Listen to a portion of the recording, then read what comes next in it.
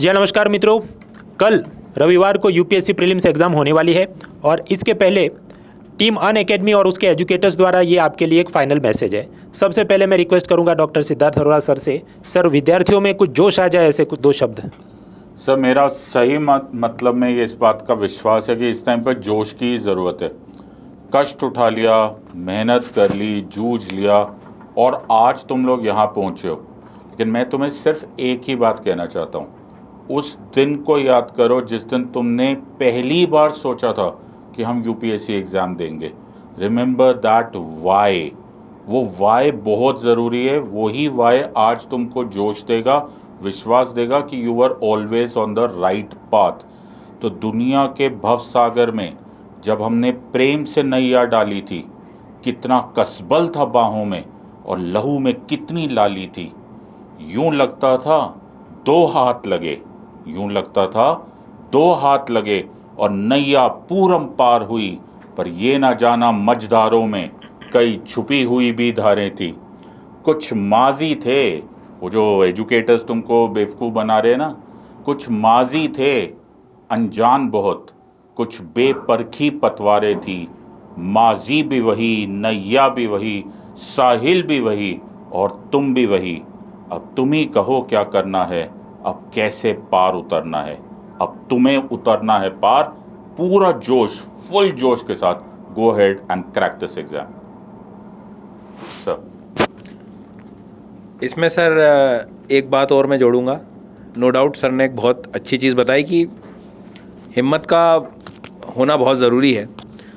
इसमें एक बात ये भी है कि कल जब पेपर आपने इतने PYQ सॉल्व किए होंगे, हर पेपर को आप 5-10 दिन के बाद देखोगे ना तो समझ आएगा यार ये तो मैं कर लेता, ये तो मुझसे बन जाता।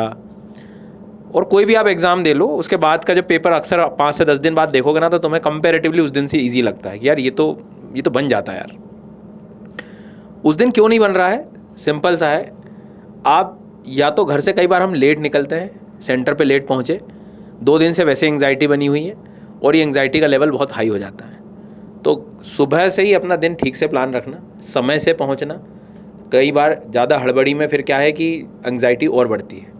एंग्जाइटी बहुत नेचुरल चीज़ है जो आनी चाहिए। मतलब कई बार तो पढ़ाई के टाइम पे पढ़ाई अच्छे से हो जाती है, लेकिन आप उसका एक नुकसान देखो कि कई बार इतने घबरा जाते हैं हम कि जो क्वेश्चंस के बेसिक कीवर्ड्स हैं, ऑल, ओनली, ऐसे ऐसे कीवर्ड्स हम आइडेंटिफाई नहीं कर पाते, जो कि 7-8 दिन बाद दिखने लगते हैं। या सेम डे जब एजुकेटर्स आपके सामने जब पेपर एनालिसिस करते हैं तो जब वो दिखाते हैं तुम्हें लगता है हाँ यार ये तो मैंने सोचा ही नहीं, क्योंकि हम एंग्जाइटी में इतना हो जाते हैं। तो मेरी ओर से बस एक ही बात है, बहुत पढ़ा है आपने, बहुत दिनों से हम लोग पढ़ रहे हैं, बहुत डेली जो है लाइव क्लास चल रही है, सारी चीज़ें हम लोग कर रहे हैं। आपको बस एक बात का ध्यान रखना है कि अगर तुम थोड़े बहुत भी घबराए, नुकसान सीधा आपका है। इसमें थोड़ा स्वार्थी बन जाओ अपने लिए और इस तरह की एंग्जाइटी वाले पार्ट को दूर करो। कैसे दूर करोगे? जो तुम्हें अभी ठीक लग रहा है, घर से मम्मी पापा से बात करना, भाई बहन से बात करना, थोड़ा टहलना, जो भी करना चाहें आप करें। अपना टाइम से डिनर करें, सोएं, जितनी हो सके नींद। कई बार ऐसा लगेगा यार मैं तो लेटता हूँ, नींद ही नहीं आती, लेटो जाके आराम से। सुबह अच्छे से उठो, जाओ और शांति से अपना पेपर दो। जितना शांत रहोगे, ठहराव रहेगा कल, उतने ही आपको अच्छे ऑप्शंस दिखेंगे। और OMR को बहुत अच्छे से भरना है, घबराहट में नहीं भरना है। लगे तो वो अपना बेसिक बचपन की जो चीज़ें, उंगली रख के चीज़ें आइडेंटिफाई करना, वो करो। कई बार एक OMR में मिस्टेक आगे के 3-4 क्वेश्चन ख़राब कर देती है। ये मेरी तरफ से एक बेसिक बातें हैं और ईश्वर आपके साथ है। सब हमारी ओर से सारी विशेष भी आपके साथ है। सौरभ सर, और एक बहुत महत्वपूर्ण पार्ट जो सबको कंसीडर करना चाहिए कि अभी अगर आपका सेंटर नॉर्थ इंडिया के किसी भी शहर में है तो टेम्परेचर बहुत हाई है और सेंटर इस तरीके से आता है कि मान लीजिए आपका रूम, जो भी आपको कमरा मिला है वो एकदम अपर साइड में है, मतलब ऊपर वाले फ्लोर में है, तो अपने आप को हाइड्रेट ज़रूर से करिए। एक छोटी ट्रांसपेरेंट बॉटल ज़रूर से आप लेके जाइए, उसमें चाहे थोड़ा बहुत ग्लूकोज डाल सकते हैं। मतलब इन चीज़ों का कोई कह सकता है कि इतना फ़र्क नहीं पड़ता, बल्कि बिल्कुल फ़र्क पड़ता है। जहाँ टेम्परेचर 45 डिग्री 46 डिग्री टेम्परेचर है और वहाँ गर्म हवा चल रही है तो उसमें आपका जो परफॉर्मेंस है, एफिशिएंसी है, वो बहुत डाउन होती है। दूसरी देखिए, कई बार जब हम सेंटर्स में जाते हैं तो एक तो टाइमली तो आपको पहुँचना ही है, बट कई बार क्या होता है कि जब इन्विजिलेटर जो होते हैं तो वहाँ पे वो कई बार बातचीत करते रहते हैं या कई बार वो कुछ चीज़ें डिस्कस करते रहते हैं। तो अगर एग्ज़ाम के दौरान ऐसा कभी भी कोई भी डिस्टर्बेंस हो तो बहुत ही पोलाइटली जो है आप रिक्वेस्ट कर सकते हैं कि भाई ऐसा जो मतलब जो भी डिस्टर्बेंस आपको लग रहा है उसको पोलाइटली आप रिक्वेस्ट कर सकते हैं। ये कुछ ऐसी बातें होती हैं कि जो कि भले आपने कितना भी ज्ञान अर्जित करके वहाँ पे आप परफॉर्म करना चाहते हैं, बट कई बार ऐसी कुछ चीज़ें हो जाती हैं जहाँ से आपका परफॉर्मेंस अफेक्ट होता है।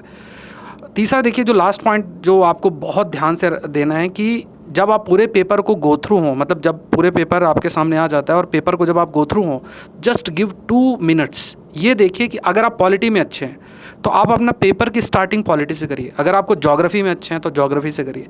हिस्ट्री में अच्छे हैं, वैसे कम लोग अच्छे होते हैं हिस्ट्री में, लेकिन फिर भी अगर आप हिस्ट्री में अच्छे हैं तो वहाँ से करिए। साइंस टेक में अच्छे हैं तो वहाँ से करिए। मतलब स्टार्टिंग आपको करनी है जिसमें जहाँ से आप अच्छे हैं।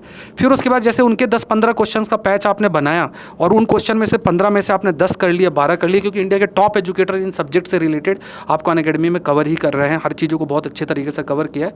तो अगर आपने एक पैच इन क्वेश्चन का अच्छा लगा है तो दूसरी चीज़ों में भी आप बहुत बढ़िया परफॉर्म कर सकते हैं।